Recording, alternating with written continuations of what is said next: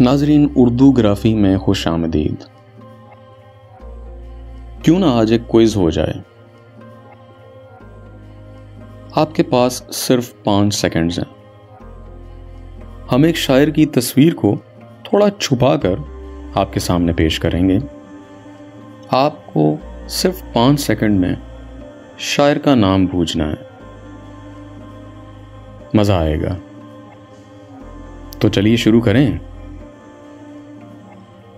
आप इसका आंसर हमें कमेंट्स में बताइए, और अगर आपका आंसर सही हो उसी वक्त इस वीडियो को लाइक कीजिएगा। देखते हैं आपका आंसर सही है या नहीं।